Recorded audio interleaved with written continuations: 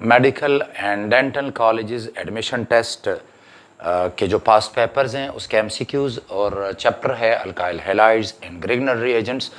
आज हम question number 18 से स्टार्ट ले रहे हैं। ये पास्ट पेपर्स हैं मेडिकल कॉलेजेस और डेंटल कॉलेजेस के लिए जो टेस्ट होते हैं। क्वेश्चन 18 है, पिछले चैप्टर से, पिछले लेक्चर से हम कंटिन्यू कर रहे हैं। कहते हैं कि during SN2 mechanism the nucleophile attacks on the substrate. जो बायमॉलिक्यूलर न्यूक्लियोफिलिक सब्स्टिट्यूशन है तो उस मैकेनिज्म में कहता है न्यूक्लियोफाइल अटैक करता है सबस्ट्रेट पे यानी अल्काइल हैलाइड पे। कहते हैं कि when CH bond has broken before CX bond has broken और when CH bond has broken, और कहता है कि after the formation of carbocation. देखिए होता यह है कि जब हम ये जो न्यूक्लियोफाइल है SN2 बायमॉलिक्यूलर की बात हो रही है, तो देखिएगा कि बायमॉलिक्यूलर जो होता है तो जैसे ही ये आप देख रहे हैं कि जैसे ही ये बॉन्ड टूटने को होगा, लाइक फॉर एग्जांपल ये लीविंग न्यूक्लियोफाइल है ब्रोमीन, ये हाइड्रोजन है, ये भी हाइड्रोजन है, सिंपल एग्जांपल मैं ले रहा हूँ। तो ये चूंकि बायमॉलिक्यूलर है तो आने वाला जो न्यूक्लियोफाइल है तो होता ये है कि जिस वक्त ये जा रहा होता है ब्रोमीन उसी वक्त ये आ रहा होता है और बैक साइड से, यानी जो लिविंग न्यूक्लियोफाइल है उसका जाना और जो अटैकिंग न्यूक्लियोफाइल है उसका आना ये एट द सेम टाइम होता है। यहाँ पे बनता है एक इंटरमीडिएट और जो कि इस तरह है, लाइक ये देखें, ये कार्बन है, हाइड्रोजन है, ये वाले वही बॉन्ड्स हैं परमानेंट हाइड्रोजन के साथ 3, और ये बॉन्ड जो है ये अभी टूटने वाला है ब्रोमीन के साथ, और इस दौरान बैक साइड से OH का बॉन्ड जो है ये बनने वाला है। ये एक हाई एनर्जी इंटरमीडिएट है और अब ये आगे जो है ये कन्वर्ट हो जाता है प्रोडक्ट में, और ये भी मुमकिन है कि वापस आ जाए। तो अब के ये होगा कि यानी जो क्वेश्चन पूछा जा रहा है वो ये है कि ये जो लिविंग न्यूक्लियोफाइल है ये वाला जो चला गया है, अब तो यहाँ पे हाइड्रोजन रह गया है और ब्रोमाइड जो है वो हमारे पास लिविंग न्यूक्लियोफाइल है। तो ये पूछ रहा है कि जब न्यूक्लियोफाइल अटैक करता है ऑन द सबस्ट्रेट तो when CX bond is broken, CX bond अभी टूटा नहीं है बिकॉज वो टर्शरी अल्काइल हैलाइड में होगा। ये कहता है before CX bond is broken, तो यहाँ पे क्लोजेस्ट ऑप्शन जो है वो ये है, और CH बॉन्ड तो यहाँ पे इन्वॉल्व ही नहीं है और कार्बोकेटाइन इसमें बनेगा नहीं बिकॉज ये बायमॉलिक्यूलर है। बायमॉलिक्यूलर में कार्बोकेटाइन नहीं बनता। 19 alkyl halides involving CX bond breakage, यानी ये जो बॉन्ड है CX बॉन्ड जो है इसका टूटना और कार्बन न्यूक्लियोफाइल बॉन्ड का जो बनना है सिमल्टेनियसली यानी एट द सेम टाइम, ये वाली बात है कि जैसे जैसे ये बॉन्ड टूटेगा वैसे वैसे ये बॉन्ड बनता जाएगा। तो कहते हैं वुड फॉलो द मैकेनिज्म। तो चूंकि ये 2 स्पीशीज इन्वॉल्व है तो ये एक बायमॉलिक्यूलर जो है न्यूक्लियोफिलिक सब्स्टिट्यूशन है, यानी जाने वाला जो न्यूक्लियोफाइल है और जो अटैकिंग न्यूक्लियोफाइल है तो वो एट द सेम टाइम जाने वाला जा रहा है, आने वाला आ रहा है। तो हमारे पास होगा ये बायमॉलिक्यूलर और न्यूक्लियोफिलिक सब्स्टिट्यूशन। CX बॉन्ड टूट रहा है और C और न्यूक्लियोफाइल बॉन्ड बन रहा है, तो ये एट द सेम टाइम होगा, यानी यही रिएक्शन है। फिर कहते हैं कि सेकेंडरी अल्काइल हैलाइड इज, देखिए सेकेंडरी अल्काइल हैलाइड सिंपल है कि हम कहते हैं वो सेकेंडरी अल्काइल हैलाइड है कि जहां पे कार्बन जो है ये कार्बन जो आप देख रहे हैं ये सेकेंडरी कार्बन है, यानी ये वाला कार्बन क्यों सेकेंडरी है कि ये एक कार्बन के साथ अटैच है। तो अगर यहां पे हैलोजन होगा तो हैलोजन सेकेंडरी कार्बन के साथ अटैच है, लिहाजा ये सेकेंडरी अल्काइल हैलाइड कहलाता है। सो ये हमसे पूछ रहे कि सेकेंडरी अल्काइल हैलाइड, अब ये सेकेंडरी नहीं है बिकॉज क्लोरीन जो है ये कार्बन के साथ अटैच है, कार्बन एक कार्बन के साथ है, ये प्राइमरी अल्काइल हैलाइड है ये वाला। तो ये क्लोरीन अटैच है कार्बन के साथ और आगे कोई कार्बन नहीं है, तो ये एक्सेप्शन है, ना प्राइमरी है, ना सेकेंडरी है, ना टर्शरी है। ये जो अल्काइल हैलाइड है क्लोरीन कार्बन के साथ है और कार्बन पर आगे 2 कार्बन के साथ अटैच है, तो ये सेकेंडरी कार्बन है, और ये जो अल्काइल हैलाइड है ये सेकेंडरी अल्काइल हैलाइड है। यानी सेकेंडरी अल्काइल हैलाइड में जो हैलोजन है तो वो सेकेंडरी कार्बन के साथ अटैच है। फिर ये मिथाइल क्लोराइड है, ये यही चीज़ है बी, लेकिन पेपर में बिल्कुल ये इस तरह दिया गया था, ये इस तरह तो मैंने भी दे दिए हैं। तो ये भी ना प्राइमरी है ना सेकेंडरी है, ये सेकेंडरी है, ये प्राइमरी है, और ये भी ना प्राइमरी है ना सेकेंडरी है। RX यानी alkyl halide reaction with alcohols forms. तो अल्कोहल और अल्काइल हैलाइड का जब रिएक्शन होता है तो बनते हैं ईथर। देखिए रिएक्शन कुछ यूं होगा, ये हमारे पास है मिसाल के तौर पे अल्कोहल है CH3CH2, मैंने इथाइल अल्कोहल ले लिया है। स्ट्रक्चर को समझिएगा तो ऑक्सीजन पे लॉन पेयर मौजूद है और अगर आप आगे अल्काइल हैलाइड लेते हैं, for example CH3 CH2 let say bromine है, तो अब जो रिएक्शन होगा कुछ यूं है कि ये ब्रोमीन इलेक्ट्रॉन देगा, ये कार्बन पॉजिटिव है, ये न्यूक्लियोफाइल है, मतलब ये इलेक्ट्रॉन पेयर यहां पे शिफ्ट करेगा, ये इलेक्ट्रॉन उधर जाता है। मैं ये लिख लेता हूं कि ये प्रोडक्ट आ जाएगा डाई इथाइल ईथर, ऑक्सीजन है और फिर 2 इथाइल ग्रुप हैं, और साथ साथ ये O जो है ये यहां पे बाउंड हो चुका है, तो ऑक्सीजन पे पॉजिटिव चार्ज आएगा, हाइड्रोजन से ये इलेक्ट्रॉन ले लेता है। लेकिन ये याद रखिएगा कि ये बेस्ट तरीका ये होगा कि अगर हम इसको पहले सोडियम के साथ ट्रीट कर लें, और सोडियम के साथ जब इसे ट्रीट करेंगे तो ये हमारे पास एक बन जाता है इथोक्साइड आयन, जो कि बड़ा पावरफुल न्यूक्लियोफाइल है। तो अब ये इस पे बेस्ट अटैक करेगा कि ये जो इथोक्साइड होगा तो ये इसको अटैक करके तो ब्रोमीन चला जाता है। ये हमारे पास है विलियमसन सिंथेसिस। तो बहरहाल इस वक्त ये हमसे पूछ रहा है, तो सिंपल सी बात है कि हमारे पास जो ये जो इथोक्साइड ग्रुप है तो ये इसके साथ अटैच हो जाएगा, तो प्रोडक्ट हमारे पास बनता है ईथर, ये बनते हैं। Which compound reacts most rapidly by SN1 reaction? देखिए ये है यूनिमॉलिक्यूलर न्यूक्लियोफिलिक सब्स्टिट्यूशन। तो SN1 में कार्बोकेटाइन बनता है। तो अगर आप क्लोरोमीथेन को देखें तो क्लोरोमीथेन में कार्बोकेटाइन का बनना मुश्किल है, बिकॉज मिथाइल केटाइन जो है वो स्टेबल नहीं होता। लाइक ये देखें, अगर मैं ये बना दूं फॉर एग्जांपल, तो ये हमारे पास है मिथाइल और ये है क्लोरो, ये इसकी बात हो रही है क्लोरोमीथेन। तो ये तो हो नहीं सकता कि क्लोरीन जाए और मिथाइल केटाइन बन जाए। वो कहते हैं SN1 यूनिमॉलिक्यूलर है, यानी जो रेट डिटरमिनिंग स्लो स्टेप है उसमें एक स्पीशी इन्वॉल्व है। फिर ये कहता है क्लोरोईथेन। तो अगर हम इसके साथ कंपैरिजन कर ले CH3 CH2 और क्लोरीन, यहां पे इसके ज्यादा जाने के चांसेस हैं। लेकिन ये जो कंपाउंड है 2 क्लोरो 2 मिथाइल प्रोपेन, यानी अगर हमारे पास इस तरह हो कि ये है हमारे पास 2 मिथाइल है और यह है प्रोपेन, और यहां पे अटैच है फॉर एग्जांपल क्लोरीन, तो इसका कार्बोकेटाइन इजीली बनता है। यह है 2 क्लोरो 2 मिथाइल प्रोपेन, यानी ये है, ये आपके पास हो गया है प्रोपेन 1 2 3 प्रोपेन, तो 2 पे मिथाइल 2 पे क्लोरीन, तो इसका कार्बोकेटाइन बनेगा। और ये फिर कहते हैं कि 2 क्लोरोप्रोपेन, तो 2 क्लोरोप्रोपेन एक्चुअली ये है जिसको हम कहते हैं आइसो प्रोपाइल क्लोराइड। तो ये यहां पे इस क्लोरीन के भी जाने के चांसेस हैं और इसके भी हैं। लेकिन टर्शरी वो कहता है कि यूनिमॉलिक्यूलर न्यूक्लियोफिलिक सब्स्टिट्यूशन, तो ये टर्शरी अल्काइल हैलाइड है और ये यूनिमॉलिक्यूलर न्यूक्लियोफिलिक सब्स्टिट्यूशन कर लेता है। यूनिमॉलिक्यूलर का मतलब ये होगा कि ये क्लोरीन चला जाएगा और आपके पास कार्बोकेटाइन आ जाता है, tertiary carbocation. Which of the following will not affect the SN1 mechanism? SN1 में ये होता है कि केटाइन बन जाता है। लाइक फॉर एग्जांपल अगर मैं ले लेता हूं टर्शरी अल्काइल हैलाइड, तो ये कुछ इस तरह होगा कि मिसाल के तौर पे ये है CH3 कार्बन और ये मैंने ले लिया है टर्शरी ब्यूटाइल लेट से ब्रोमाइड ले लिया है। तो अब जब ये जाएगा तो हमारे पास बन जाता है कार्बोकेटाइन CH3, यहां पर CH3 और फिर CH3, इस पे है पॉजिटिव चार्ज, तो टर्शरी कार्बोकेटाइन बनेगा। वो कहते हैं which of the following will not affect the SN1 mechanism? देखिए नेचर ऑफ द सॉल्वेंट तो अफेक्ट करता है, बिकॉज जितना सॉल्वेंट पोलर होगा ये केटाइन बन जाएगा और ये ज्यादा स्टेबल होगा। अच्छा, कार्बोकेटाइन तो वो भी डिपेंड करता है, ये कह रहे हैं SN1, बिकॉज अगर ये टर्शरी अल्काइल हैलाइड है तो कार्बोकेटाइन बन जाएगा, यूनिमॉलिक्यूलर हो जाएगा। ये स्लो स्टेप है, बॉन्ड ब्रेकिंग स्टेप है, तो ये स्लो स्टेप है। लेकिन अगर हम इसके बजाय प्राइमरी अल्काइल हैलाइड लेंगे तो वो फिर SN1 नहीं करेगा बल्कि वो SN2 रिएक्शन कर लेगा, तो ये कार्बोकेटाइन भी असर डालता है। ये पूछ रहे कि which of the following will not affect the SN1 mechanism? Nature of the nucleophile, nucleophile चूंकि ये SN की बात कर रहा है, न्यूक्लियोफिलिक की बात कर रहा है, तो nature of the nucleophile does affect this reaction, तो इस मैकेनिज्म को अफेक्ट करेगा। फिर आखिर में कहते हैं कार्बेनाइन, तो कार्बेनाइन तो बनता नहीं है। कार्बेनाइन होता क्या है?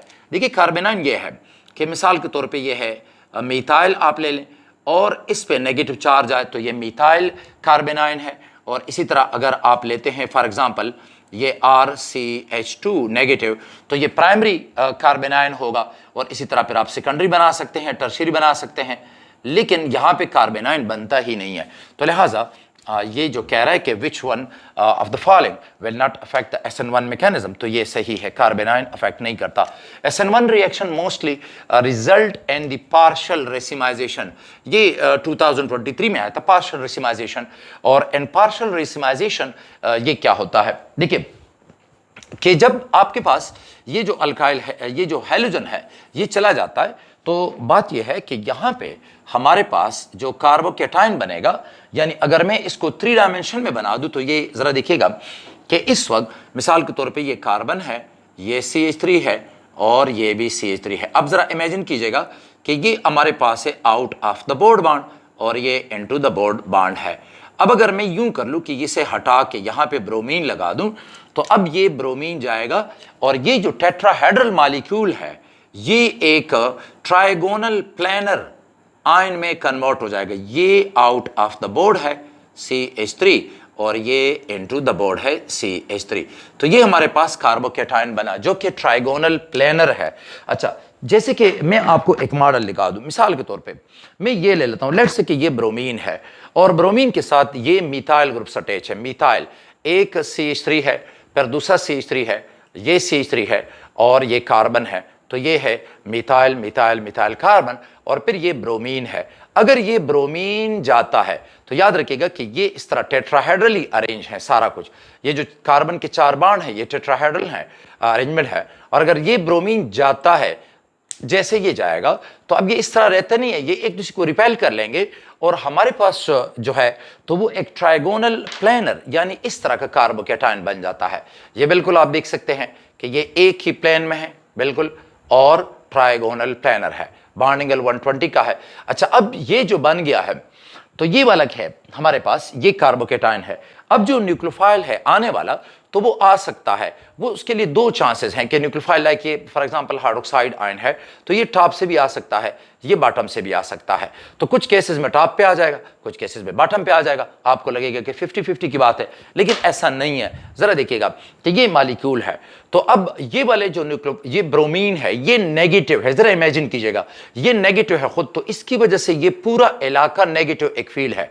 तो यहां पे जो हाइड्रोक्साइड होंगे उनको ये ब्रोमीन जो होगा ये उनको रिपेल करेगा, लेकिन इस साइड पे जो हाइड्रोक्साइड है चूंकि ये कार्बन पॉजिटिव है तो उनके चांसेस ज्यादा हैं। तो याद रखें कि ज्यादा इन्वर्जन होती है बनिस्बते रिटेंशन के। रिटेंशन ये है कि ये जो न्यूक्लियोफाइल है ये उधर से ही आ जाए जिधर से ये लीविंग न्यूक्लियोफाइल जा रहा है, और इन्वर्जन ये है कि जिधर से ये न्यूक्लियोफाइल जा रहा है लीविंग अटैकिंग इधर से इसके अपोजिट साइड पे आ जाए।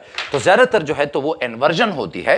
लाइक इस वक्त ये करेक्ट है कि मोर इन्वर्जन देन रिटेंशन। यहां पे कि इन्वर्जन होती है नहीं, सिर्फ इन्वर्जन होती है तो वो रिएक्शन है कि जो कि बायमॉलिक्यूलर हो, यानी ये तो यूनिमॉलिक्यूलर है, SN1 है, यूनिमॉलिक्यूलर न्यूक्लियोफिलिक सब्स्टिट्यूशन। और रेसिमाइजेशन ये है कि मिसाल के तौर पे ये कार्बोकेटाइन बना तो अगर मैं इसके प्रोडक्ट्स बनाऊंगा तो रेसिमाइजेशन का मतलब ये होगा कि मिसाल के तौर पे ये ब्रोमीन जा रहा है ये, तो इस साइड पे लेट्स से कि अटैच है OH, तो ये कहलाती है रिटेंशन कि जिधर से लिविंग न्यूक्लियोफाइल गया है उधर से ही अटैच हो गया है। और इन्वर्जन इसको कहते हैं, लाइक फॉर एग्जांपल ये है कि इसके अपोजिट साइड से अटैच हो गया है। तो ये याद रखें कि ये इन्वर्जन है, इन्वर्जन, और ये जो है ये रिटेंशन है। तो ये जो इन्वर्टेड प्रोडक्ट है ये ज्यादा बनेगा बनिस्बते रिटेंशन के। तो more inversion than retention, unimolecular and bimolecular. लेकिन अब के एलिमिनेशन रिएक्शंस हैं, यहां तक हमने जो रिएक्शन पढ़े ये सारे न्यूक्लियोफिलिक सब्स्टिट्यूशन थे, अब एलिमिनेशन है और फिर कुछ रिएक्शन ग्रिग्नर रिएजेंट्स के हैं। कहते कि व्हेन 2 ब्रोमो और 2 methyl propane undergoes unimolecular, note कीजिएगा कि यूनिमॉलिक्यूलर है और एलिमिनेशन है। तो जब एलिमिनेशन होगी तो क्या होगा कि the product formed will be, और है क्या 2 ब्रोमो 2 मिथाइल प्रोपेन। तो मैं है तो ये भी सही है, लेकिन मैं अब इसको जरा इस अंदाज से लिख लेता हूं। ये हमारे पास है 2 ब्रोमो 2 मिथाइल प्रोपेन। तो देखिएगा कि ये है CH3 कार्बन, CH3 हो गया प्रोपेन, ये है 2 ब्रोमो और 2 पे मिथाइल है। तो कहता है कि अंडरगोज यूनिमॉलिक्यूलर एलिमिनेशन रिएक्शन। तो जब यूनिमॉलिक्यूलर एलिमिनेशन होगी मतलब पहले स्टेप में ब्रोमीन चला गया है, तो अब हमारे पास है CH3 कार्बन और फिर CH3 और CH3, ये पॉजिटिव चार्ज है और साथ साथ ब्रोमाइड है। अच्छा, नेक्स्ट वो कहता है कि प्रोडक्ट क्या बनेगा। देखिए इधर से चला गया ब्रोमीन, तो अब ये कार्बन पॉजिटिव है तो ये कार्बन अपने तीनों कार्बन से इलेक्ट्रॉन खींचेगा, लिहाजा ये जो सारे कार्बन हैं ये फिर हाइड्रोजन से इलेक्ट्रॉन खींच लेंगे, और ये जो 9 हाइड्रोजन है 9 hydrogen atoms they get partially positively charge. तो अब जो नेक्स्ट जो न्यूक्लियोफाइल होगा वो नेक्स्ट स्टेप में, यानी अगर मैं इसको हटा दूं और इस तरह लिखूं तो जो न्यूक्लियोफाइल होगा वो इसको या इसको हटा देगा और इस तरह हमारे पास प्रोडक्ट बन जाता है CH2। चले के इसको हटा दिया एक हाइड्रोजन को तो CH2 कार्बन और फिर CH3 और यहां पे CH3 होगा। तो आपके पास प्रोडक्ट बन गया है 2 मिथाइल और प्रोपीन। तो ये है 2 मिथाइल प्रोपेन, 2 मिथाइल प्रोपीन और 2 मिथाइल प्रोपेनॉल। तो आंसर ये बनता है, अगर आप उसे भी देखेंगे पेंटानॉल, तो वो तो बनेगा नहीं। कहते कि the acid catalysed dehydration mechanism for alcohols is best described as. यहां पे दो बातें कि एक तो एसिड कैटालाइज्ड है पहली बात, और हम बात करेंगे डिहाइड्रेशन की कि डिहाइड्रेशन मैकेनिज्म अल्कोहल का क्या है। तो जाहिर है डिहाइड्रेशन है, तो पहली बात तो ये हो गई कि न्यूक्लियोफिलिक सब्स्टिट्यूशन ये तो खत्म हो गया। अब इनमें से कोई एक सही है, E1 या E2, जरा खुद फैसला करें। मैं एक रिएक्शन लिख लेता हूं, जरा देखें कि ये है एसिड कैटालाइज्ड और डिहाइड्रेशन का मतलब ये है CH3 CH2 और ये है OH। इस ऑक्सीजन पे 2 लॉन पेयर्स हैं और ये एसिड कैटालाइज्ड है। मतलब इस स्टेप की नहीं बात हो रही कि ये सबसे पहले तो O तो ऐसे नहीं जा सकता, OH तो ऐसे नहीं जा सकता, बिकॉज ये कार्बन नॉन मेटल है, ये कोई सोडियम नहीं है कि यहां से इलेक्ट्रॉन लेके निकल जाएगा और आप इसे कह के ये इथाइल हाइड्रोक्साइड है। नहीं जनाब, ये इथाइल अल्कोहल है, ये OH ऐसे नहीं जा सकता। लेकिन अगर ये प्रोटॉन इसे मिल जाए तो ये ऑक्सीजन की इफेक्टिव इलेक्ट्रोनेगेटिविटी काफी बढ़ जाती है। सो लिहाजा प्रोडक्ट ये होगा कि ये बन गया CH3 CH2 और अब ये है OH2 और इस ऑक्सीजन पे होगा पॉजिटिव चार्ज। अब ये इस इलेक्ट्रॉन पेयर को यहां से ले सकता है, तो जब ये लेगा, ठीक है जी, तो कार्बोकेटायन बन जाता है। इस वक्त तो ये प्राइमरी है, तो आप अगर इसे मजीद वो करना चाहें तो इधर आप लगा सकते हैं। मिसाल के तौर पे हमने ये ले लिया है सेकेंडरी अल्कोहल, हमने ले लिया है ये वाला, तो अब ये लेगा। तो अब इसके बाद जो है ये एक स्लो स्टेप है, हमने इसकी नहीं बात करनी, हमने डिहाइड्रेशन की बात करनी है कि जब ये निकल जाएगा और हमारे पास ये केटायन बनता है CH3 CH CH3 और यह है CH3। तो इस हाइड्रोजन को चूंकि वो तो निकल गया है OH, तो अब यहां पे आ जाएगा हमारे पास पॉजिटिव चार्ज। तो अब इनमें से, यानी मिसाल के तौर पे ये एसिड कैटालाइज है तो ये H आयंस हैं, तो अब ये बाइसल्फेट जो होगा, लेट्स से आपने सल्फ्यूरिक एसिड डाल दिया है तो ये बाइसल्फेट है, तो ये इस हाइड्रोजन को या इस हाइड्रोजन को ये रिमूव कर लेगा, तो आपके पास डिहाइड्रेशन हो जाती है। चूंकि इस वक्त डिहाइड्रेशन यहां से स्टार्ट हो रही है कि इधर से OH का जाना, OH अभी नहीं जा रहा, ये डिहाइड्रेशन नहीं है, ये है कि OH जाएगा तो एक स्टेप में जाएगा और फिर बाइसल्फेट जो होगा वो इस हाइड्रोजन को रिमूव करेगा तो नेक्स्ट स्टेप में करेगा। ये एक स्लो स्टेप है, ये वाला जो पहला स्टेप है, लिहाजा ये एलिमिनेशन जो है तो ये है E1 एलिमिनेशन होती है। ये याद रखिएगा कि स्पेशली जब सेकेंडरी और टर्शरी अल्कोहल जो है वो इन्वॉल्व हो तो ये यूनिमॉलिक्यूलर एलिमिनेशन होती है। ये एक जो है तो मोस्ट कॉमन मैकेनिज्म जो डिहाइड्रेशन अल्कोहल का है वो E1 एलिमिनेशन ही है। लेकिन अगर प्राइमरी अल्कोहल हो तो फिर E2 जो है तो वो भी पॉसिबल है, लेकिन जो मेजर जो कॉमन मैकेनिज्म है डिहाइड्रेशन ऑफ अल्कोहल का तो वो है यूनिमॉलिक्यूलर एलिमिनेशन। नेक्स्ट है पोटेशियम हाइड्रोक्साइड, अल्कोहलिक मीडियम में है और कहता है कि ये एक अल्काइल हैलाइड है, कि कहता है कि the reactants in the condition given will undergo, कि ये जो रिएक्टेंट्स हैं तो इस कंडीशन में ये क्या करेंगे, न्यूक्लियोफिलिक सब्स्टिट्यूशन होती है, बिल्कुल वो भी होती है, ब्रोमीन जाएगा और OH आ जाएगा और अल्कोहल बन जाता है, एलिमिनेशन रिएक्शन। लेकिन ये याद रखिएगा कि KOH इस दौरान जो अल्कोहल में होगा तो ये जरा स्ट्रॉन्गर बेस है, तो एलिमिनेशन ज्यादा डोमिनेंट है, यहां पे सब्स्टिट्यूशन भी होती है लेकिन एलिमिनेशन ज्यादा है।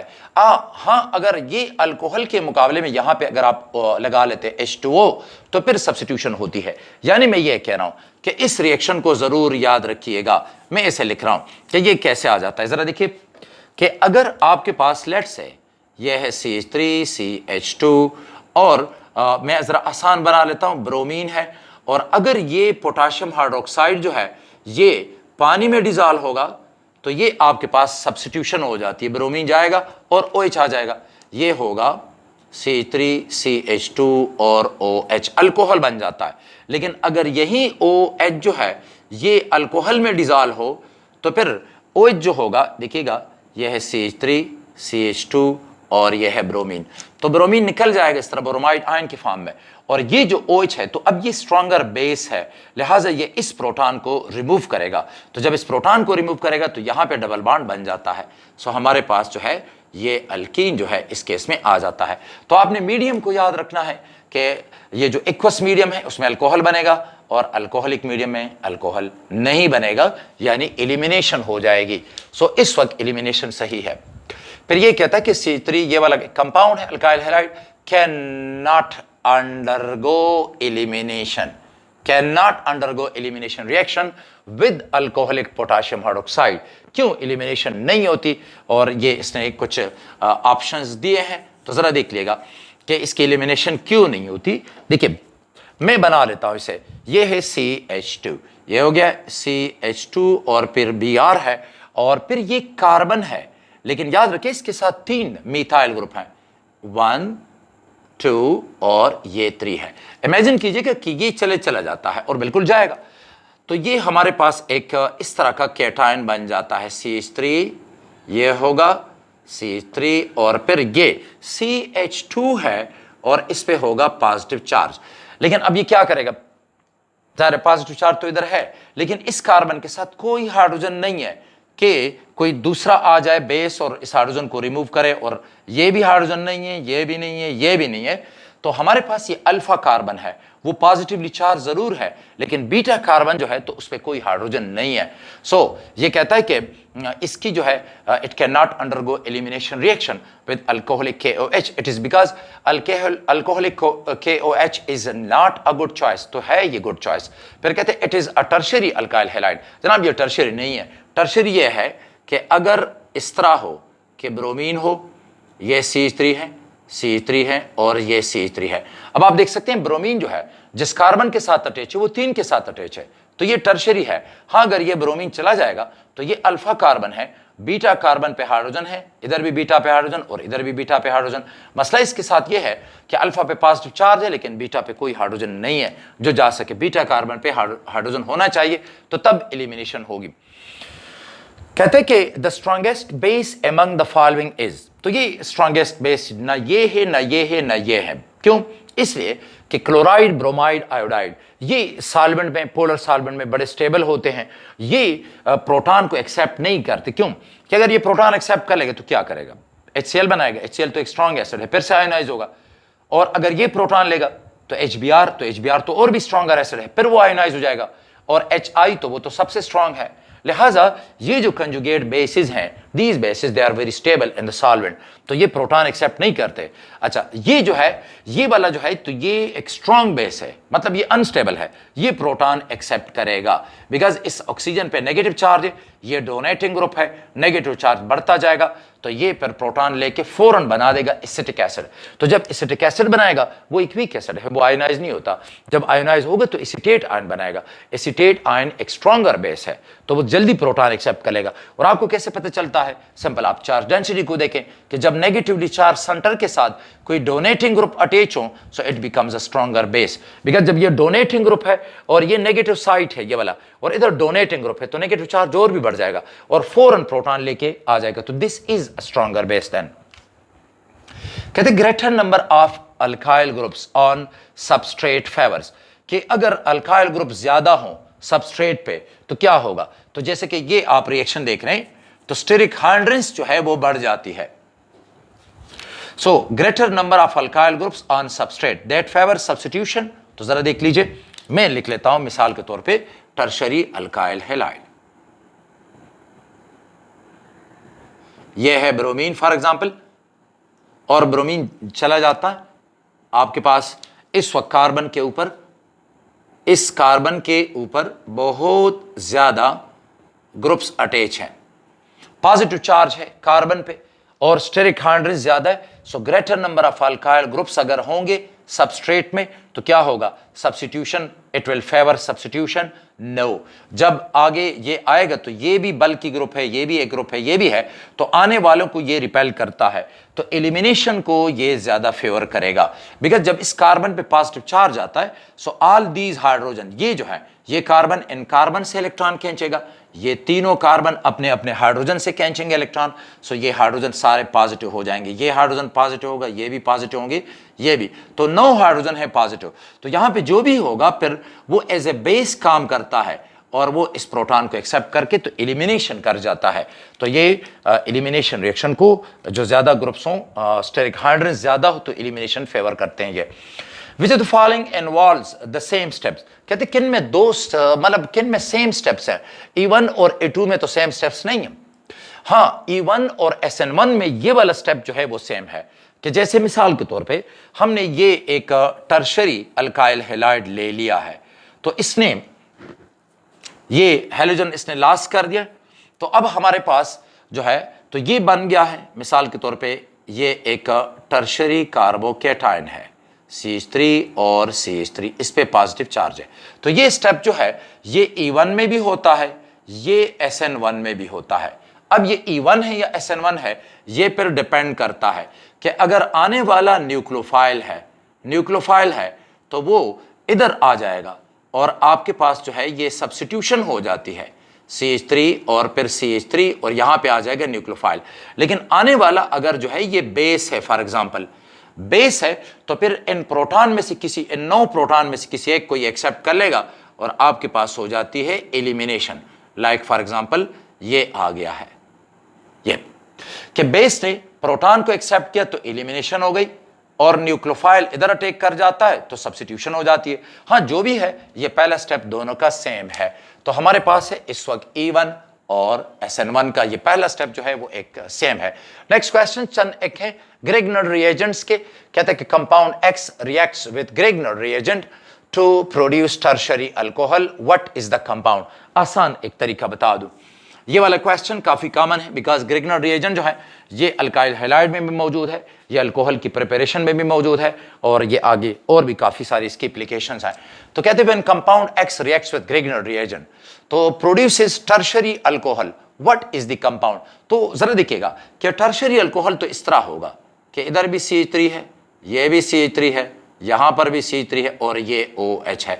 तो अगर आप इसकी रिवर्स इंजीनियरिंग कर लें या रिवर्स केमिस्ट्री कर लें तो फिर ये होगा कि एक्चुअली तो यहां पे डबल बॉन्ड आना चाहिए। तो जब डबल बॉन्ड इधर है तो ये तो ग्रिग्नर रिएजेंट से आ गया। चले मैं रिएक्शन लिख लेता हूं, ये होगा कोई कीटोन, या मैं चले ले लेता हूं फॉर एग्जांपल ये आपने ले लिया है CH3 कार्बन और फिर है डबल बॉन्ड, या मैं इसको कर लेता हूं फॉर एग्जांपल फॉर्मल्डिहाइड, यह है H और ग्रिग्नर रिएजेंट का एक रिएक्शन है। मैं एक रिएक्शन लेके तो सारे सब कुछ को क्लियर कर देता हूं। मिसाल के तौर पे मिथाइल मैग्नीशियम आयोडाइड है और ये फॉर्मल्डिहाइड के साथ रिएक्शन कर जाता है।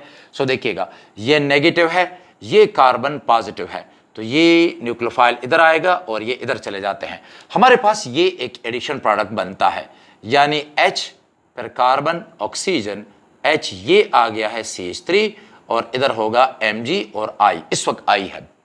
अच्छा, आगे फिर जब आप इसकी हाइड्रोलिसिस करते हैं, हाइड्रोलिसिस तो H यहां पे आ जाता है तो प्रोडक्ट होगा HCH, यहां पे है CH3 और ये होगा OH। अब जरा एहतियात कीजिए, मिसाल के तौर पे अगर ये फॉर्मल्डिहाइड है तो आपके पास बन गया है प्राइमरी अल्कोहल, तो फॉर्मल्डिहाइड के साथ फॉर्मल्डिहाइड जो है तो वो बना लेता है प्राइमरी ओल अल्कोहल। लेकिन अगर आप इधर कर लेते हैं लेट से CH3 तो फिर ये CH3 है तो ये भी CH3 होगा, यहां पर भी CH3 होगा, तो अब क्या है ये सेकेंडरी अल्कोहल है, CH3C और CH3OH उधर है। सो अगर आप लेते हैं फॉर एग्जांपल एसिटल्डिहाइड तो सेकेंडरी अल्कोहल है, ये हमें कह रहा है कि टर्शरी अल्कोहल बन जाता है, टर्शरी अल्कोहल। तो जब आप फॉर एग्जांपल यहां पे लगा लेते हैं कीटोन, मतलब ये एसीटोन है, ये CH3 है तो ये भी CH3 होगा और फिर ये भी CH3 होगा, यानी जितनी भी कीटोन्स हैं तो वो बना देते हैं टर्शरी अल्कोहल। सो ये एक जनरल रिएक्शन है, यानी फॉर्मल्डिहाइड के साथ प्राइमरी अल्कोहल, एसिटल्डिहाइड के साथ सेकेंडरी अल्कोहल और कीटोन्स के साथ टर्शरी अल्कोहल जो है ये बन जाते हैं। तो आंसर ये सही है, एल्डिहाइड के साथ जो है वो आप देख रहे हैं एल्डिहाइड फॉर्मल के साथ प्राइमरी और एसिटल्डिहाइड के साथ सेकेंडरी अल्कोहल बनते हैं। Which is not true about Grignard reagent, कहते हैं नॉट ट्रू, जरा एहतियात करें, अक्सर आप ट्रू को इनसर्कल कर लेते हैं, not true, which one is false, incorrect about the Grignard reagent, कहते हैं कि they are highly reactive, yes they are reactive, they are very reactive compound, they are very stable, तो ये तो बिल्कुल इसका ऑपोजिट है, they are very stable compounds and can be isolated easily, no ये गलत है।